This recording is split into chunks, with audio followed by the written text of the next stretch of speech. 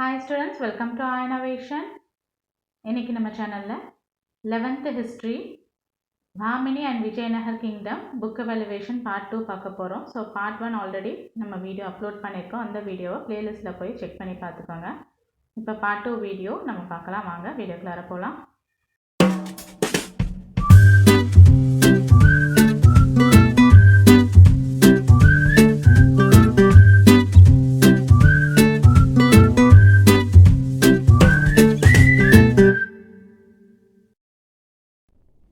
Roman letter 6, write a short note on each of the following. So first one, how did Bahmani kingdom emerge? Name its founder. So Bahmani kingdom பற்றி தான் இந்த கொஷினில் கேட்டிருக்காங்க. Alauddin Hasan Bahman Shah was the founder of Bahmani kingdom, unruly in his kingdom and in establishing the order. So he was the founder of Bahmani kingdom.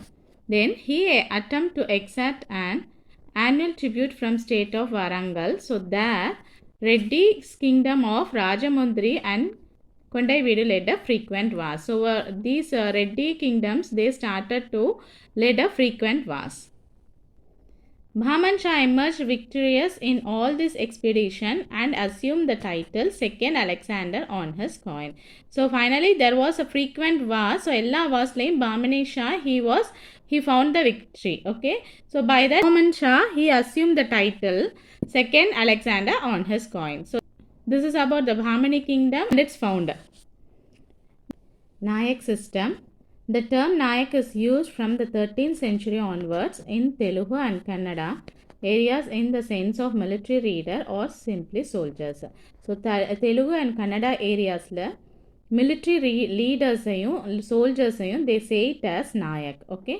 So it was mentioned in 13th century. Then assigning the revenue of a particular locality to Nayak for their military service is found in Kakatiya kingdom during the 13th century. So அதே 13th centuryல so Naik அதாவது ஒரு particular ஏரியாவில் வரக்கூடிய revenue okay ஒரு லொக்காலிட்டியில் வரக்கூடிய income அதாவது ரெவென்யூவை வந்து Naik military service பண்ணுற நாயக் அவங்களுக்கு கொடுக்குற ஒரு சர்வீஸ் அந்த மாதிரி அவங்க ஒரு ஃபார்ம் பண்ணியிருந்தாங்க okay it was the revenue was given to the military service people. This is similar to the Ikta system practiced by Delhi Sultanate at the time. So இதே மாதிரி தான் மிலிட்ரி பீப்புளுக்கு ஒரு ஏரியாவில் வரக்கூடிய ரெவென்யூவை அவங்க மிலிட்ரி பீப்புளுக்காக சர்வீஸ் பண்ணுறது. ஸோ அதே same thing was done in practised in Delhi sultanate also okay அங்கே வந்து இக்தா சிஸ்டம்னு டெல்லி சுல்தானேட்டில் ப்ராக்டிஸ் பண்ணிட்டு வந்தாங்க. But in Vijayanagar kingdom, the regular assignment of revenue yielding territory in return for military service is clearly found only from about 1500 or little earlier. So but clear-ஆ இது வந்து full fledged வந்தது எப்போன்னு பார்த்தீங்கன்னா 1500க்கு கொஞ்சம் முன்னாடி தான் இந்த சர்வீஸ் வந்து வந்தது. So this is called Nayak system. Okay. Battle of Rakshasi or Thangadi, that is in 1565. The battle was fought at Talikota or Rakshasi Thangadi in January 1565, in which Ramaraya, in spite of his old age, personally commanded the force along with his cousins and brothers. In the final stage, the battle was lost and Ramaraya was imprisoned and executed immediately. The victorious Bahmani armies entered the Vijayanagar city for the first time in their history and ransacked it for several months, laying it waste. Ramaraya, along with his cousin and brothers, he started to fight. So Ramaraya, he was an old man and finally he lost the battle. So on the battle அவர் வந்து தோல்வியை அடைஞ்சனால so he was imprisoned. Then later, after this only, the victorious of Bahmani armies entered the Vijayanagar. So அவரோட வீழ்ச்சிக்கு அப்புறம் தான் அதாவது ராமராயர் அவரோட இம்ப்ரெசன்மெண்ட்க்கு அப்புறம் தான் பாமினி கிங்டம் அதோட பாமனியோட ஆர்மிஸ் எல்லாருமே விஜயநகர் சிட்டிக்குள்ளார வந்து they established their kingdom. Okay. So that is the battle of Rakshasi. Explain the reason for the celebration of Krishna Devaraya as the greatest ruler of Vijayanagar. He made very large donation to many of the greatest Shiva and Vishnu temples of the day: Sri Sailam, Tirupati, Kalihasti, Kanjipuram, Tiruvannamalai, Chindambaram, etc. So why Krishna, what is the reason? So Krishna Devaraya greatest rulerங்கிறதுக்கான reason என்னன்னு பார்த்தீங்கன்னா he given more donation to the greatest Shiva and Vishnu templesக்கு அவர் நிறைய donation கொடுத்திருக்காரு. So what are the places? It is given here. Okay. Who assumed the title second Alexander? Why? So already நம்ம first questionல நம்ம பார்த்தோம் Bahman Shah he's emerged victorious in all the expedition and assumed the title second Alexander on his coins. Okay. Next, explain the location of Golconda Fort and its splendor. The Golconda Fort is located about 11 kilometers from Hyderabad on the hill of 120 meters. So it was located in Hyderabad. The Golconda Fort is popular for its acoustic architecture. So it is popular for the sounds. Okay. So acoustic, it means that கட்டடக்கலை ஒளியல்னு சொல்லுவோம். Okay. So the sound, the architecture is important for its sound. Okay. Next, the highest point of the fort is Balahisar. There is said to be a secret underground tunnel which leads to the Darbar Hall to one of the palace at the fort of the hills. Okay. This is all about Golconda Fort. Okay. Next, answer in detail. Describe the society and economy of the Vijayanagar Empire. So it is given as point wise தான் கொடுத்திருக்கு. So நீங்கள் ஈஸியாக understand பண்ணிக்கலாம். Answer in detail. The first question is describe the society and economy of Vijayanagar Empire. So Vijayanagar Empireோட சொசைட்டியும் economy பற்றியும் நம்ம இந்த டீட்டெயில் எழுதணும். It is given as a point wise. Okay. So இந்த point wise நீங்கள் learn பண்ணி எழுதுனா உங்களுக்கு question attend பண்ணுறதுக்கு ரொம்ப ஈஸியாக இருக்கும். See, the Vijayanagar area is concerned that to place migration of Kannada and Telugu warriors and their followers in Tamil areas and elsewhere. So Vijayanagar kingdom there is a migration of யாரெல்லாம் இருக்காங்க, the Kannada people, Telugu warriors also have, and they also followers in Tamil Nadu, Tamil areas also. Many of the Nayak chiefs belong to these language group. Peasants, artisans and other toiling groups were also part of this migration. So illa not only the Kannada Telugu peoples mattum illama, so there is also Nayaka chiefs. That is, I told you Nayaka is before, it is about the soldiers, isn't it? Soldiers and military leaders are the Nayakan சொல்லுவோம். So they were also there. Then peasants, artisans, இவங்க எல்லாருமே சேர்ந்து தான் Vijayanagar Empire, they were there in the Vijayanagar Empire. The other consequences were the widening gap between the ruling class and the ruled. So ruling classக்கும் ruledக்கு இடையிலே there was a big gap இருந்தது. Okay. It was a widened gap. All the foreign visitors refer to the enormous riches and the affluence enjoyed by the rulers, the officials and the upper echelons in the capital cities like Vijayanagar, Bijapur and the like, in contrast to widespread poverty among the masses. So they also refer to the prevalence of slavery. So there was a widespread of slavery also. The state had to derive their revenue only by taxing the people. So the revenue is by laying the tax. Okay. Then it is found that during the Sangam dynasty, when the Vijayanagar rule was extended to new areas, their officers were harsh in tax collection, which provoked the toiling people to rise in revolt. One such revolt took place in 1430 in central parts of Tamil Nadu.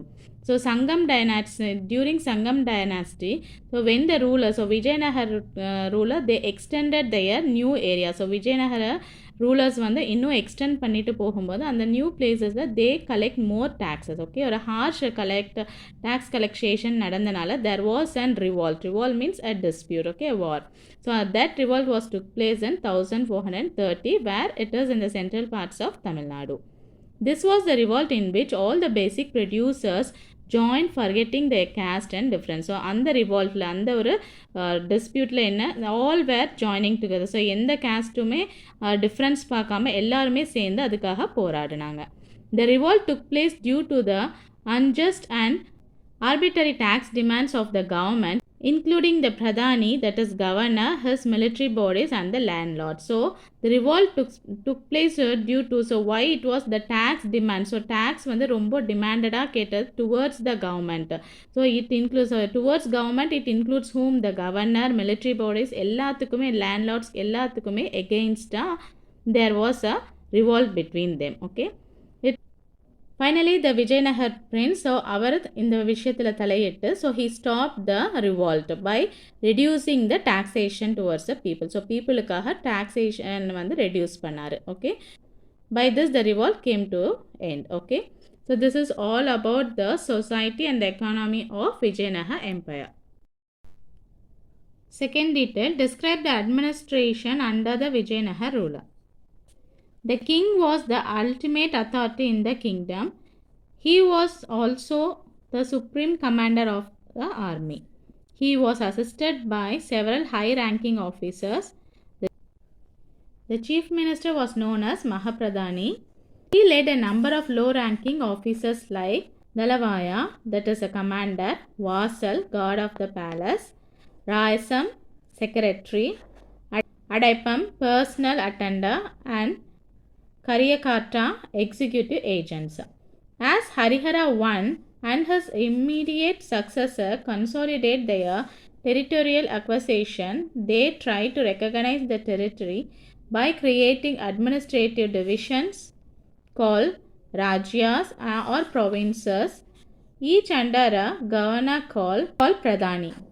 Some of the prominent Rajyas were the Hoysalas Rajya, Arga, Barakur, that is Mangalore, Muluvai. As and when new conquests were made, they were put under new Rajyas. By 1400, there were 5 Rajyas in Tamil area, that is Chandragiri, Padaiveedu, Valundalam-Pattu, Tiruchirappalli and Tiruvarur. The Pradhani was either a royal member or military officer not related to royal family. The Pradhani and his own revenue accountants and military to assist in his administration. Within each Rajya, there were small administrative divisions like Nadu, Sima, Sthala, Kampana, etc. The lowest unit was, of course, the village. The Rajyas lost their administrative and revenue status under the Tuluva dynasty due to the development of Nayaka system under Krishnadeva Raya. So this is all about the administration of Vijayanagar. So it is like a point wise தான் இருக்கு, உங்களுக்கு ஈஸியாக understand பண்ணிக்க முடியும். Given account of the reign of Muhammad I, that is Bahmani kingdom. Muhammad I succeeded Bahman Shah.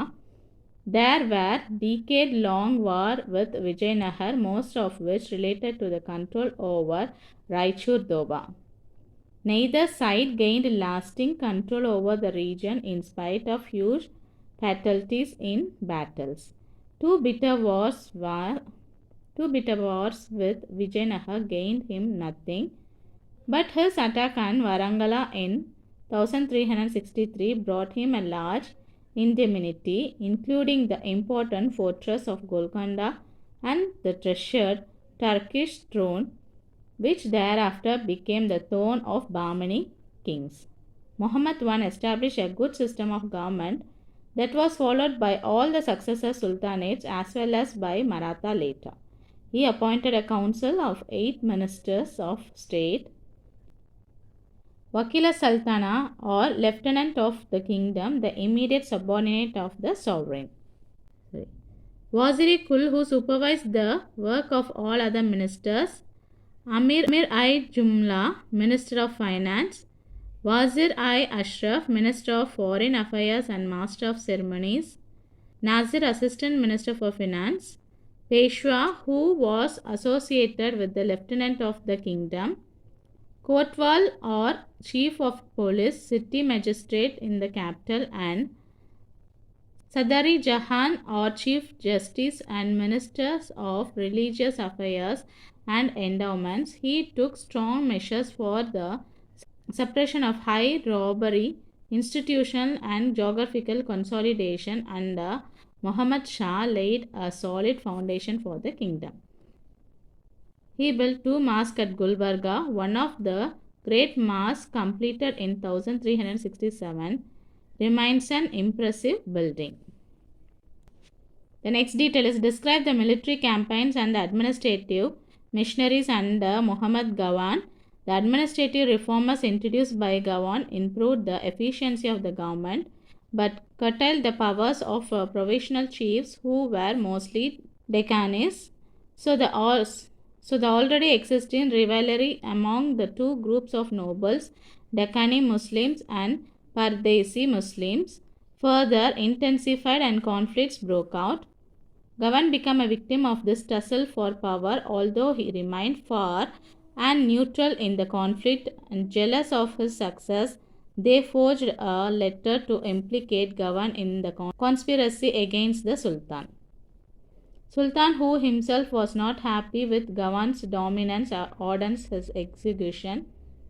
Gawan's execution augured ill for the Sultanate. Several of the foreign nobles who were considered the strongest pillar of the state began to leave for their provinces, leading to disintegration of the Sultanate. After Sultan's death, 5 of his descendants succeeded him on the throne, but they were kings only in name.